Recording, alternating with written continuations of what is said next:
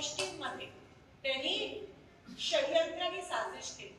हे straight election नव्हतंच, हे लोकशाहीचं इलेक्शन नव्हतं, ही तत्वाची लढाई नव्हतीच. तरी तुम्ही लढला, तरी तुम्ही टिकला, त्याबद्दल तुमचे मनापासून आभार मानते.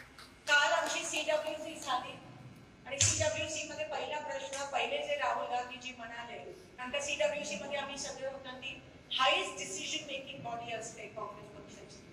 ते म्हणाले की जेव्हा आपण जिंकतो तेव्हा सगळ्यांच्या चेहऱ्यावर आनंद असतो आणि हरतो तेव्हा दुःख असतं. ते म्हणाले जरा उलट करा, कारण का आपण हरलो नाही आहोत. ह्या विचाराचा आहे.